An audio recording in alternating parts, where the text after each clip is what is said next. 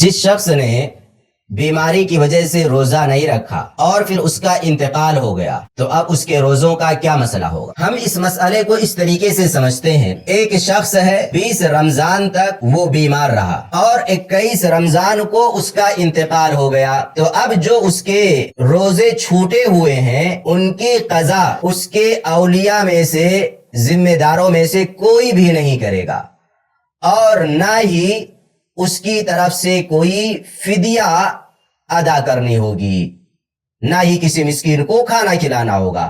کیوں؟ وجہ یہ ہے کہ اس شخص کو اتنا موقع ہی نہیں ملا، مہلت ہی نہیں ملی کہ وہ اپنے چھوٹے ہوئے روزوں کی قضا کر سکے، مہلت ہی اسے نہیں ملی۔ بھائی 20 رمضان تک بیمار تھا، 21 کو انتقال ہو گیا، تو چھوٹے ہوئے روزوں کے قضا کا اسے موقع کہاں ملا؟ موقع ہی نہیں ملا۔ جب موقع نہیں ملا تو اس پر وہ چیز واجب کیسے ہوگی؟ واجب نہیں ہوگی۔ اس وجہ سے اس کی طرف سے روزہ، فدیہ، کچھ بھی، کسی بھی چیز کا اہتمام نہیں کرنا ہوگا، کوئی بھی چیز واجب نہیں ہوگی۔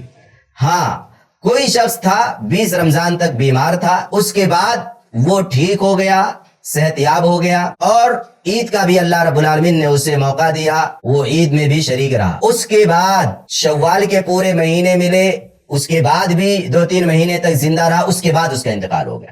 یعنی آپ سوچیں، اسے موقع ملا، اسے اللہ رب العالمین نے مہلت دیا، عید کے بعد کا پورا مہینہ یعنی شوال کا، اس کے بعد کے 1-2 مہینے اسے ملے، لیکن اتنا سارا مہلت ملنے کے بعد بھی، موقع ملنے کے بعد بھی اس شخص نے رمضان کے چھوٹے ہوئے روزوں کی قضا نہیں کی اور اس کا انتقال ہو گیا۔ تو ایسی شکل میں کہ جس کو مہلت ملا، چانس ملا، اس کے بعد بھی اس نے رمضان کے چھوٹے ہوئے روزوں کی قضا نہیں کی، تو اس کے جو اولیاء ہیں، جو ذمہ دار ہیں، ان کو اس کی طرف سے اس کے چھوٹے ہوئے روزوں کی قضا کرنی ہوگی۔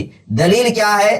دلیل صحیح بخاری کی روایت 1952۔